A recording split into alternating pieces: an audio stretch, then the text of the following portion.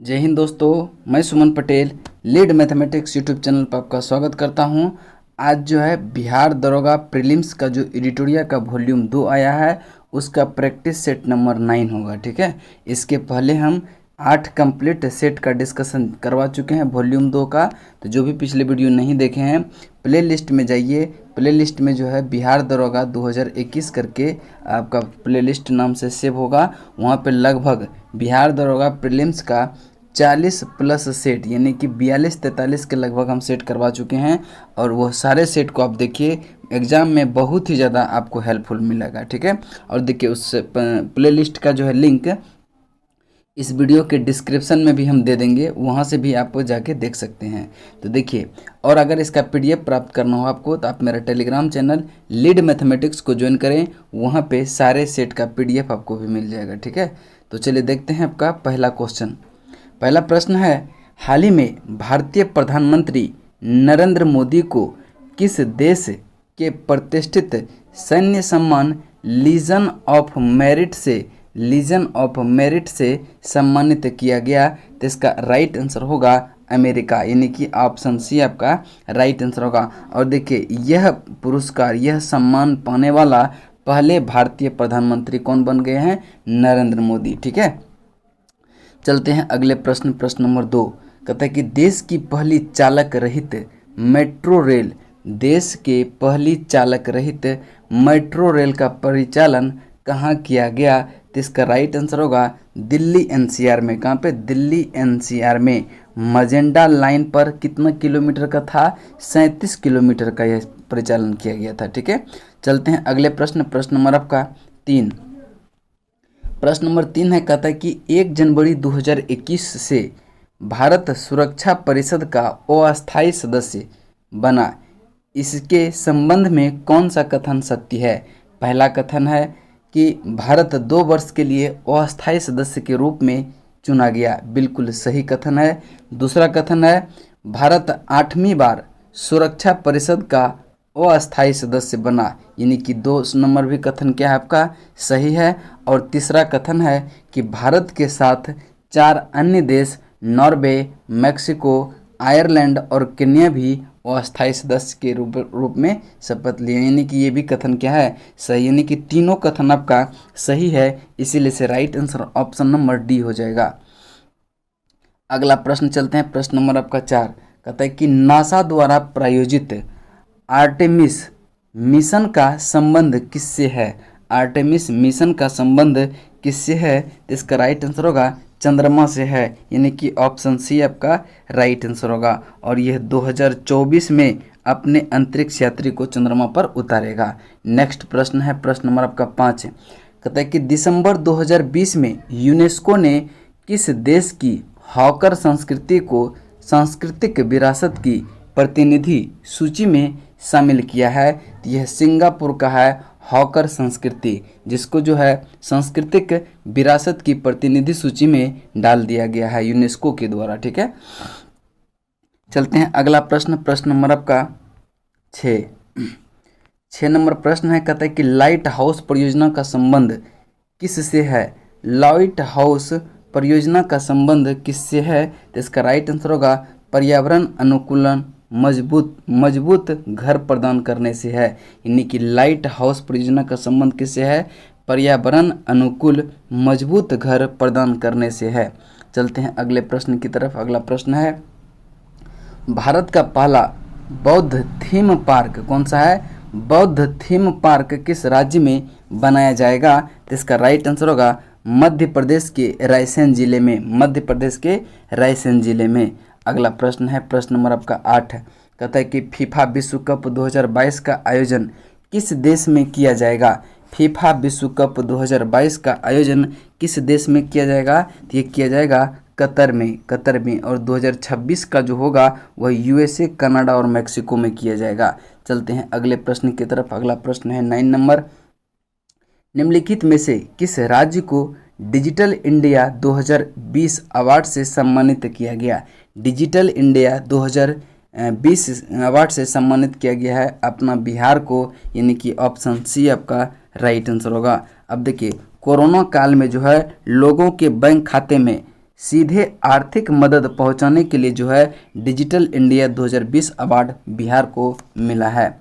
चलते हैं अगले प्रश्न की तरफ। 10 नंबर, हाल ही में भारत की पहली एयर टैक्सी सेवा का परिचालन किस राज्य में किया गया? तो इसका राइट आंसर होगा हरियाणा में। और यह कहां से कहां तक चला है?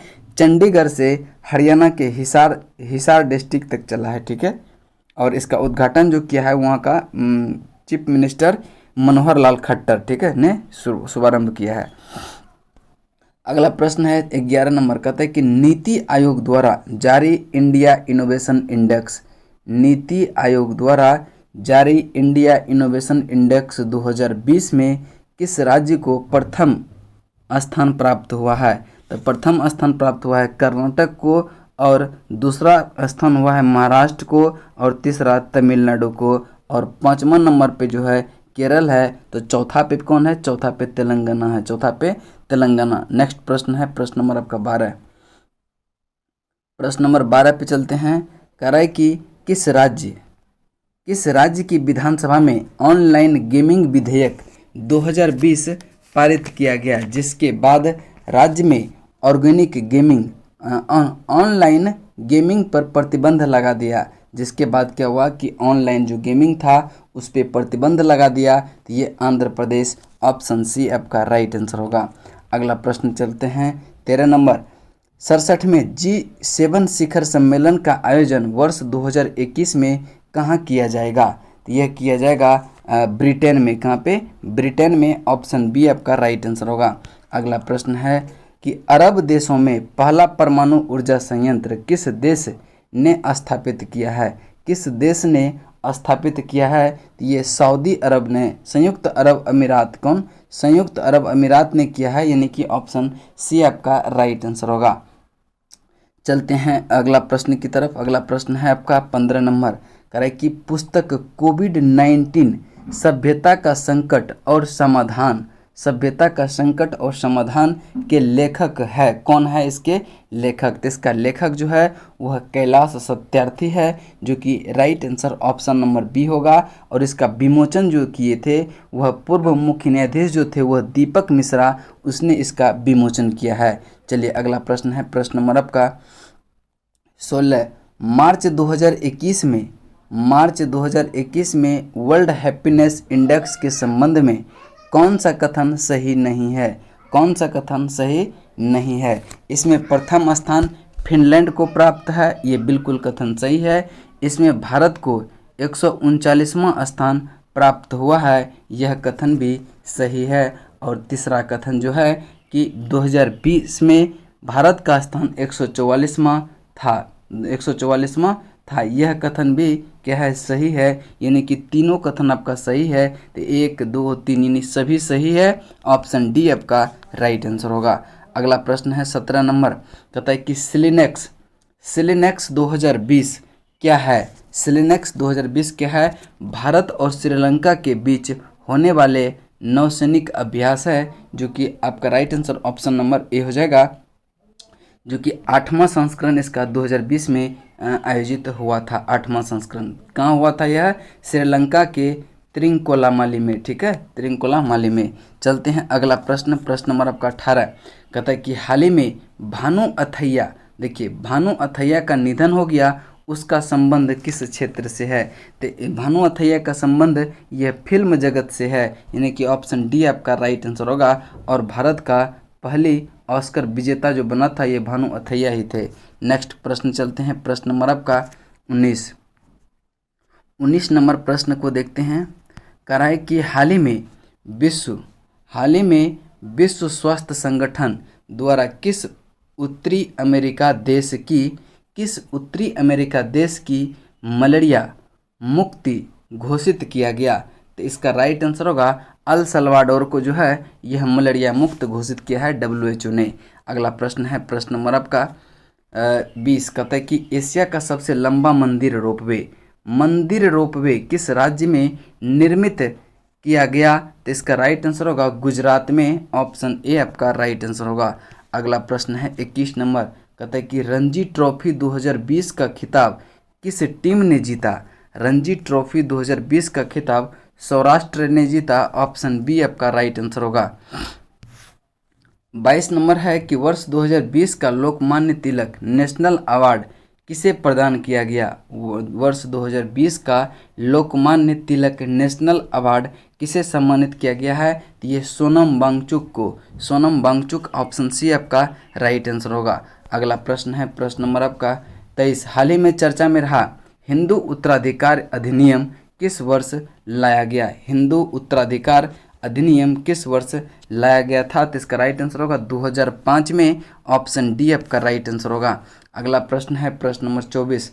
कह रहा है कि नई शिक्षा नीति 2020 के संबंध में कौन सा कथन असत्य है, यानी कौन सा कथन गलत है। पहला कथन देखते हैं, कह रहा है कि के कस्तूरी रंगन समिति की सिफारिश पर यह नीति लाई गई थी, बिल्कुल सही कथन है। दूसरा कथन है शिक्षा पर जीडीपी का खर्च 6% करने का लक्ष्य रखा गया, यानी पूरे जीडीपी का जो है 6% शिक्षा पर खर्च होगा, यह कथन भी सही है। तीसरा कथन है इसके तहत मानव संसाधन विकास मंत्रालय का नाम बदलकर शिक्षा मंत्रालय कर दिया, यह कथन भी क्या है, सही है। और अगला देखते हैं चौथा नंबर कथन क्या है। चौथा नंबर कथन है कि इससे पूर्व, चौथा नंबर कथन है कि इससे पूर्व जो है 1986 में दूसरी शिक्षा नीति लाई गई थी, नहीं, ये गलत है, 1986 में लाया गया था, तो ये कथन गलत है, यानी कि राइट आंसर कौन सा हो जाएगा, ऑप्शन डी। चलते हैं अगले प्रश्न की तरफ। अगला प्रश्न है 25 नंबर। राष्ट्रीय युवा दिवस 2021 का थीम क्या है। देखिए राष्ट्रीय युवा दिवस मनाया जाता है कब, 12 जनवरी को, 12 जनवरी को, और इसका थीम है युवा उत्साह नए भारत का, युवा उत्साह नए भारत का, यानी कि आपका राइट आंसर ऑप्शन नंबर 1 होगा। नेक्स्ट प्रश्न है प्रश्न नंबर आपका 26। देखिए 26 से मैथ का है, इसका हम आंसर बता दे रहे हैं, आप लोग इसको पॉज करके बना लेंगे सारे को, ठीक है। तो पहला नंबर जो है इसका 26 का राइट आंसर 111 मिनट होगा, 111 मिनट होगा, ठीक है। अगला प्रश्न है 27 नंबर। 27 का जो राइट आंसर होगा 24,000, ऑप्शन बी 24,000। अगला प्रश्न चलते हैं प्रश्न नंबर आपका 28। 28 नंबर प्रश्न का आंसर 200 हो जाएगा, ऑप्शन डी, ऑप्शन डी। अगला प्रश्न है 29। 29 का जो राइट आंसर हो जाएगा वह हो जाएगा आपका 6 दिन, ऑप्शन ए, 6 दिन, ऑप्शन ए। 30 नंबर का राइट आंसर 1:2:3 के अनुपात होगा, ऑप्शन बी। अगला प्रश्न है कह रहा है कि निम्न में से किस हड़प्पा स्थल से चावल की खेती के प्रमाण मिला है, तो इसका राइट आंसर होगा लोथल एवं रंगपुर से, लोथल एवं रंगपुर से जो है चावल की खेती के प्रमाण प्राप्त हुआ है। चलते हैं अगला प्रश्न, प्रश्न नंबर आपका 32। जैन धर्म के दूसरे तीर्थकर कौन थे, तो जैन धर्म के दूसरे तीर्थकर अजितनाथ थे, जबकि प्रथम तीर्थकर जो थे वह ऋषभ देव थे, ऋषभ देव। चलते हैं अगले प्रश्न की तरफ। कुशीनारा निम्न में से किस महाजनपद की राजधानी थी, कुशीनारा निम्नलिखित में से किस महाजनपद की राजधानी थी, इसका राइट आंसर होगा मल्ल की, क्योंकि मल्ल, ऑप्शन ए आपका राइट आंसर होगा। अगला प्रश्न है 34 नंबर। 34 नंबर है, कहते हैं कि सीरिया के शासक एंटियोकस प्रथम ने अपना दूत डायमेकस को किसके दरबार में भेजा था, तो इसका राइट आंसर होगा बिंदुसार के दरबार में, ऑप्शन सी। अगला प्रश्न है प्रश्न नंबर 35। कहता है कि किरातार्जुनियम के रचयिता निम्नलिखित में से कौन थे, तो इसका राइट आंसर होगा भारवी थे, ऑप्शन बी, भारवी। और मत मिलास प्रहसन के रचयिता जो थे महेंद्र बर्मन थे, ठीक है, इस चीज़ को ध्यान में रखेंगे। अगला प्रश्न है प्रश्न नंबर आपका 36। कहता है कि तुर्कान ए चहलगामी का गठन दिल्ली सल्तनत के किस शासक ने किया था, तो इसका राइट आंसर जो हो जाएगा इल्तुतमिश ने किया था। किसने, इल्तुतमिश ने, ठीक है। और इसको समाप्त किसने किया था, तो ये समाप्त किया था बलबन ने, ठीक है। चलते हैं अगले प्रश्न की तरफ। अगला प्रश्न है 37 नंबर। निम्न में से कौन सैयद वंश का संस्थापक था, कौन जो है सैयद वंश का संस्थापक था, तो खिज्र खां यह सैयद वंश का संस्थापक था, ऑप्शन सी। अगला प्रश्न है प्रश्न नंबर 38। कहता है कि इलाही संबत की शुरुआत किस मुगल सम्राट किस मुगल बादशाह ने की थी? तो इसका राइट आंसर जो होगा अकबर ने। किसने? अकबर ने। कब किया था? तो 1583 ईस्वी में। 1583 ईस्वी में। अगला प्रश्न है प्रश्न नंबर 39। मुगल बादशाह अकबर ने किसे जरी कलम की उपाधि दी थी? जरी कलम, देखिए एक जरी कलम होता है और एक सिरी कलम होता है। तो जरी कलम की उपाधि मोहम्मद हुसैन कश्मीरी को दिया था, जबकि सिरी कलम की उपाधि अब्दुल रस्मत को दिया था। सिरी कलम, ठीक है, जरी कलम और सिरी कलम दोनों ध्यान में रखेंगे। नेक्स्ट प्रश्न है प्रश्न नंबर आपका 40। कहता है कि दारा सिकोह और औरंगजेब के बीच समूगर का युद्ध कब हुआ था? तो समूगर का युद्ध जो हुआ था 29 मई 1658 को, 29 मई 1658 को हुआ था, और जिसमें कि दारा सिकोह का पराजय हुआ था। दारा सिकोह का पराजय हुआ था। अगला प्रश्न है प्रश्न नंबर 41। प्रथम आंग्ल मराठा युद्ध, प्रथम आंग्ल मराठा युद्ध निम्न में से किन वर्षों में हुआ था? तो इसका राइट आंसर जो होगा 1775 से 82 के बीच, 1775 से 82 के बीच। जबकि द्वितीय आंग्ल मराठा युद्ध जो हुआ था 1803 से 5 के बीच हुआ था, और तृतीय आंग्ल मराठा युद्ध जो हुआ था 1816 से 19 के बीच हुआ था। नेक्स्ट प्रश्न है प्रश्न नंबर आपका 42। कहता है कि रिचर्ड स्ट्रेची की अध्यक्षता में एक अकाल आयोग की स्थापना की गई थी, किसके द्वारा? तो इस लॉर्ड लिटन के द्वारा, यानी कि ऑप्शन बी आपका राइट आंसर होगा, लॉर्ड लिटन के द्वारा। चलते हैं अगले प्रश्न की तरफ। अगला प्रश्न है 43।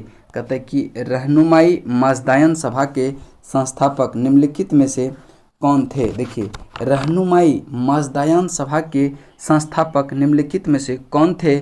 यह थे दादा भाई नौरोजी, ऑप्शन सी।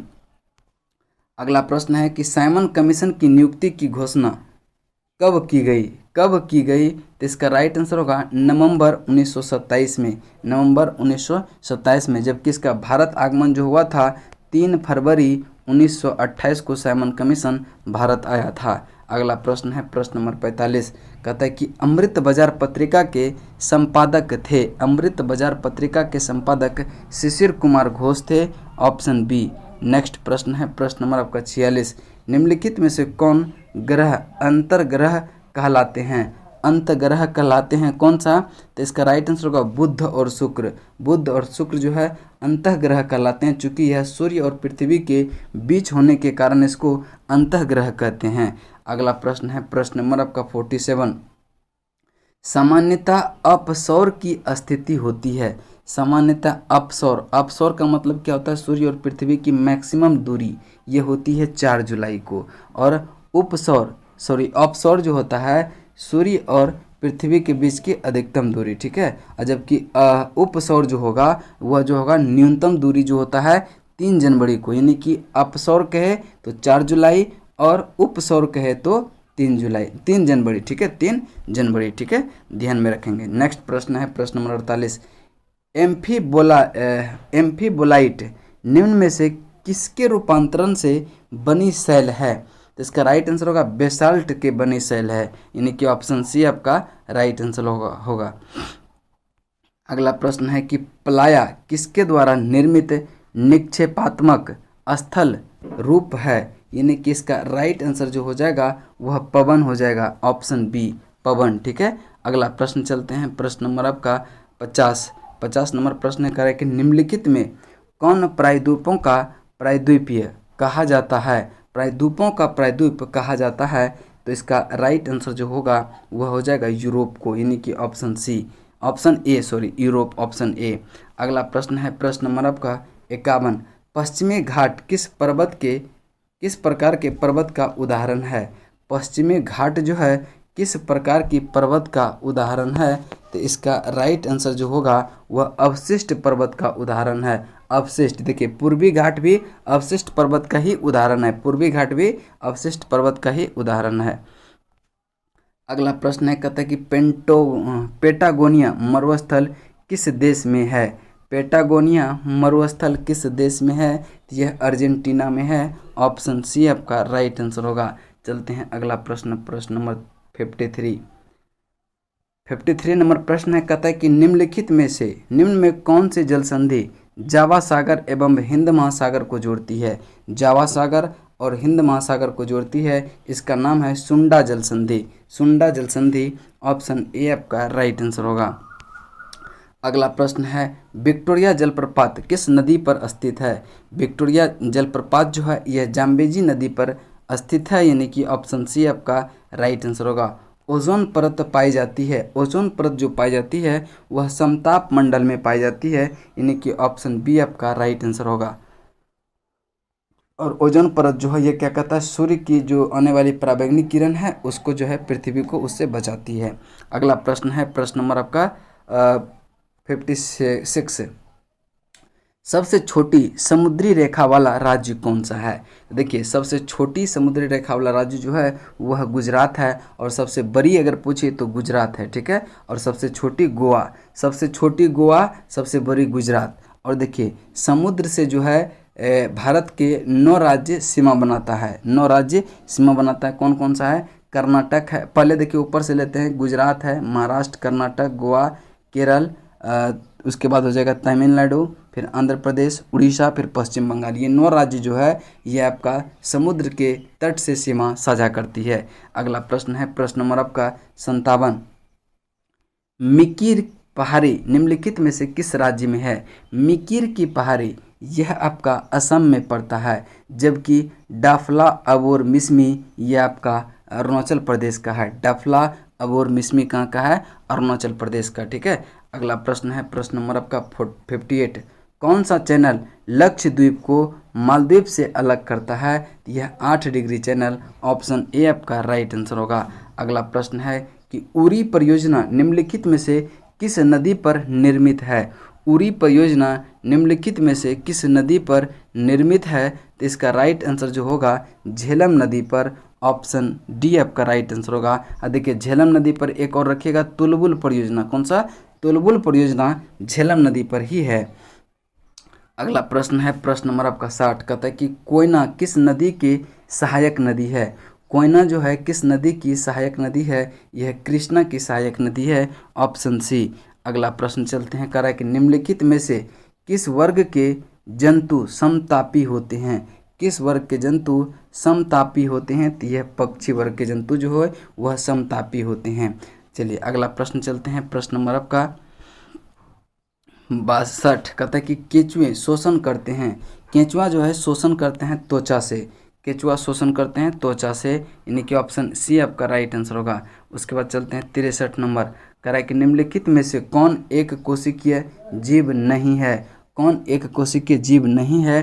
तो कवक जो है यह एक कोशिकीय जीव नहीं है, यह बहुकोशिकीय जीव है, जबकि पैरामीशियम, क्लेमिडोमोनास और जीवाणु ये सब जो है एक कोशिकीय जीव हैं। अगला प्रश्न है प्रश्न नंबर आपका 64, कहता है कि पादपों में कोशिका भित्ति किसकी बनी होती है? तो पादप में जो कोशिका भित्ति बनी होती है वह किसका? सेल्यूलोज का बना होता है, यानी कि ऑप्शन सी आपका राइट आंसर होगा। अगला प्रश्न है निम्नलिखित में से किस रुधिर वर्ग में कोई भी एंटीबॉडी नहीं पाया जाता है? तो ए बी में कोई एंटीबॉडी नहीं पाया जाता है, इसीलिए से इसको सर्वग्राहता कहते हैं, और सर्वदाता जो कहते हैं वो ओ को कहते हैं, यूनिवर्सल डोनर, ठीक है। अगला प्रश्न है प्रश्न नंबर 66, पेलाग्रा रोग किस विटामिन की कमी के कारण होता है? पेलाग्रा रोग किस विटामिन की कमी के कारण होता है? तो इसका राइट आंसर जो होगा वह नियासिन, नियासिन विटामिन B3 की कमी से, ठीक है। इसका रासायनिक नाम है विटामिन B3 का नियासिन। अगला प्रश्न चलते हैं प्रश्न नंबर आपका 67, प्रकाश का रंग निर्धारित होता है, प्रकाश का रंग जो निर्धारित होता है उसके तरंगदैर्घ्य पर, यानी कि ऑप्शन बी आपका राइट आंसर होगा। अगला प्रश्न है 68, विद्युत धारिता का एसआई मात्रक क्या है? विद्युत धारिता का एसआई मात्रक फैराडे है, यानी कि ऑप्शन सी। अगला प्रश्न है कि सर्वांतरिक गुरुत्वीय स्थिरांक जी का जो ये मान होता है वह कितना होता है? 6.67 इंटू 10⁻⁻11, ये आपका राइट आंसर होगा, ऑप्शन ए, ठीक है। अगला प्रश्न चलते हैं प्रश्न नंबर 70, निम्नलिखित में से किसका तरंगदैर्घ्य सबसे कम होता है? देखिए अगर तरंगदैर्घ्य सबसे कम की बात करें तो यह गामा किरण की होती है, किसका? गामा तरंग का। और सबसे अधिक तरंगदैर्घ्य जो होता है वह होता है रेडियो तरंग का। लेकिन अगर वेधन क्षमता सबसे अधिक किसका होता है? तो वेधन क्षमता जो अधिक होता है वह गामा किरण की होती है। अगला प्रश्न है 71। स्वतंत्र रूप से गिर रही किसी वस्तु की गति उदाहरण है। एक समान त्वरण का उदाहरण है। जब कोई वस्तु स्वतंत्र रूप से गति कर रही होती है तो वह जो है गिर रही होती है, तो वह एक समान त्वरण का उदाहरण है। नेक्स्ट प्रश्न है प्रश्न नंबर आपका 72।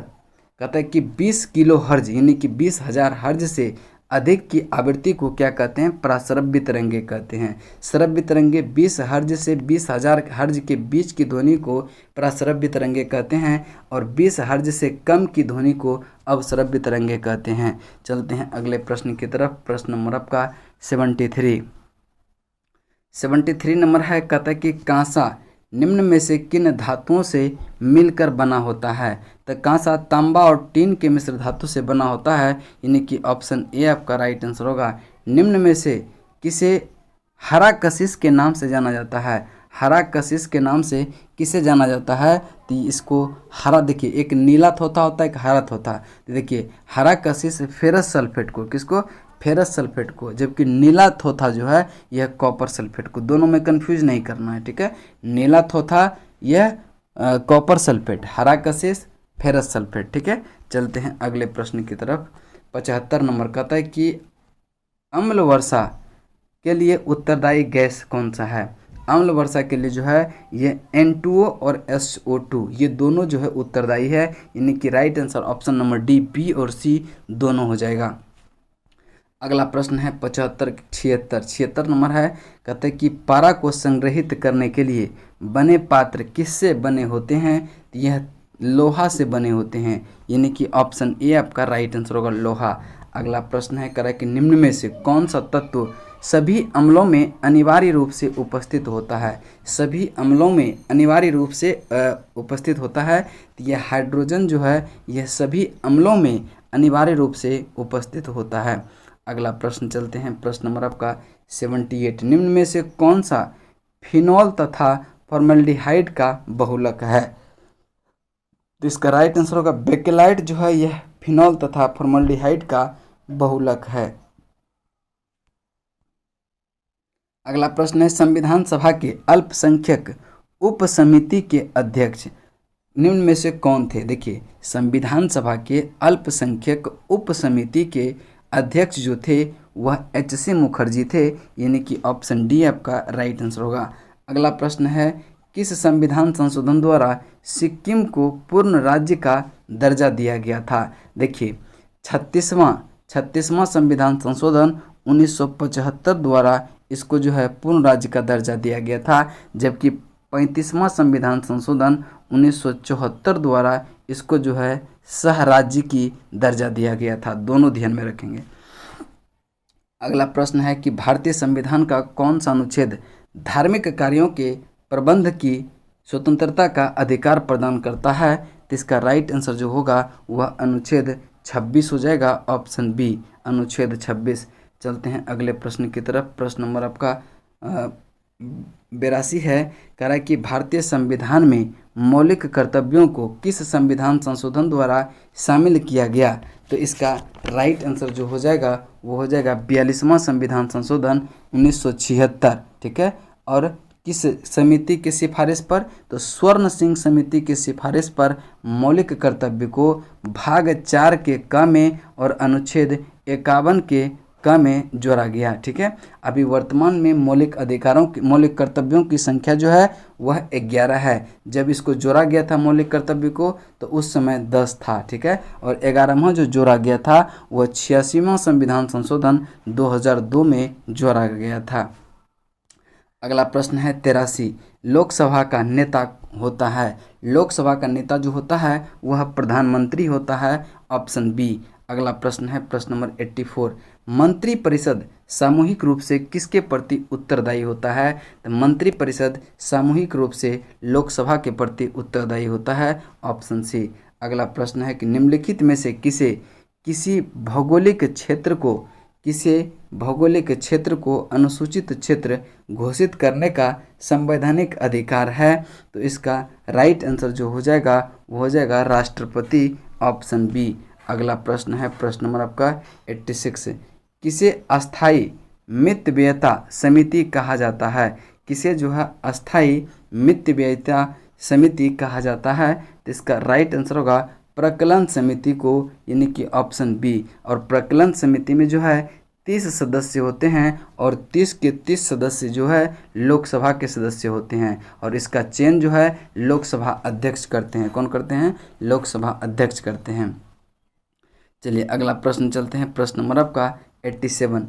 किस राज्य की विधानसभा में सदस्यों की अधिकतम संख्या कितनी हो सकती है? देखिए अधिकतम संख्या यह अनुच्छेद 170 के अनुसार 500 हो सकती है और न्यूनतम 60 हो सकता है, न्यूनतम 60 हो सकता है। चलते हैं अगले प्रश्न की तरफ। अगला प्रश्न है 88। कहता है संविधान के किस अनुच्छेद में अवशिष्ट शक्तियाँ का उल्लेख किया गया है? अवशिष्ट शक्तियाँ का उल्लेख किया गया है अनुच्छेद 248 में, अनुच्छेद 248 में। ठीक है, चलते हैं अब देखिए 246 में क्या है? संघ, राज्य एवं समवर्ती सूची का उल्लेख जो किया गया है यह आपका अनुच्छेद 246 में है। ठीक है, चलते हैं अगले प्रश्न की तरफ। 89। भारत के निम्न में से किस राज्य में पंचायती राज व्यवस्था लागू नहीं है? पंचायती राज व्यवस्था लागू नहीं है तो ये मेघालय। देखिए 3 राज्य हैं जहाँ पे जो है पंचायती राज लागू नहीं है। कौन कौन है? मेघालय, नागालैंड और मिजोरम। मेघालय, नागालैंड और मिजोरम ये में जो है पंचायती राज व्यवस्था लागू नहीं है। अगला प्रश्न है 90 नंबर। कहता है कि राष्ट्रीय मानवाधिकार आयोग के सदस्यों का कार्यकाल होता है। तो इसका कार्यकाल जो होता है 3 वर्ष या 70 वर्ष की उम्र तक, यानी कि ऑप्शन सी आपका राइट आंसर होगा। अगला प्रश्न है 91 नंबर। 91 नंबर प्रश्न है, कहता है कि 91 नंबर है, कहता है कि किताम वन्य जीव अभ्यारण्य। देखिए बहुत इंपॉर्टेंट है। किताम वन्य जीव अभ्यारण्य निम्नलिखित में से किस राज्य में है? तो देखिए किताम ये कहाँ पे है? ये सिक्किम में पड़ता है, सिक्किम में। और पंगोलखा भी जो है यह सिक्किम में ही पड़ता है। चलते हैं अगले प्रश्न की तरफ। प्रश्न नंबर आपका 92। यूनेस्को के द्वारा मानव एवं जैव मंडल कार्यक्रम का शुरुआत कब किया गया था? तो इसका शुरुआत जो किया गया था 1971 में, ऑप्शन ए। अगला प्रश्न है प्रश्न नंबर आपका 93। भारत के निम्न में से किस राष्ट्रीय उद्यान में हंगुल पाए जाते हैं? हंगुल पाए जाते हैं किस राष्ट्रीय उद्यान में? तो इसका राइट आंसर होगा दाचीगाम, जो कि कहाँ पड़ता है? जम्मू एंड कश्मीर में। देखिए हंगुल का मतलब कश्मीरी स्टैग। ठीक है, कश्मीरी स्टैग। चलते हैं अगले प्रश्न की तरफ। विश्व स्वास्थ्य संगठन का मुख्यालय कहाँ है? विश्व स्वास्थ्य संगठन का मुख्यालय जेनेवा स्विट्जरलैंड में पड़ता है और इसकी स्थापना 7 अप्रैल 1948 को हुआ था, 7 अप्रैल 1948 को। चलते हैं अगले प्रश्न की तरफ। कहता है कि गिनी की राजधानी कहाँ है? गिनी की राजधानी कोनाक्रे है। कहाँ पे है? कोनाक्रे। गिनी की राजधानी कोनाक्रे, ऑप्शन सी। चलते हैं अगले प्रश्न। कहता है कि बांस नृत्य किस राज्य का प्रसिद्ध लोक नृत्य है? तो इसका मिजोरम का है। किसका है? मिजोरम का, ऑप्शन सी। अगला प्रश्न है 97 नंबर। कहता है कि रक्षा अनुसंधान एवं विकास संगठन का मुख्यालय कहाँ है? रक्षा अनुसंधान एवं विकास संगठन का मुख्यालय कहाँ है? तो इसका राइट आंसर होगा नई दिल्ली में और इसका स्थापना जो हुआ था 1958 में हुआ था, 1958 में। ठीक है, DRDO जिसको कहते हैं। नेक्स्ट प्रश्न है प्रश्न नंबर 98। सोजियम जो है निम्नलिखित में से किस देश की संसद का नाम है? सोजिम ये जो है पोलैंड के संसद का नाम है सोजिम। नेक्स्ट प्रश्न है प्रश्न नंबर आपका 99। कहता है कि निम्न में से किन वस्तुओं की मांग में उपभोक्ता की आय में वृद्धि के साथ गिरावट होती है? तो इसका राइट आंसर होगा निम्न स्तरीय वस्तु में, यानी कि ऑप्शन डी आपका राइट आंसर होगा। अगला प्रश्न है कि लॉरेंज वक्र निम्न में से क्या प्रदर्शित करता है? लॉरेंज वक्र निम्नलिखित में से क्या प्रदर्शित करता है? तो आय वितरण प्रदर्शित करता है, ऑप्शन सी आपका राइट आंसर होगा। देखिए आज जो है आपका सेट नंबर 9 कंप्लीट हो गया आपका यहाँ। कल जो है कल सेट नंबर 10 होगा। ठीक है, कल 10 नंबर सेट करवाएंगे और इसमें टोटल 15 गो सेट है, पूरा कंप्लीट ही करवा देंगे। ठीक है, चलिए तब तक के लिए जय हिंद, जय भारत।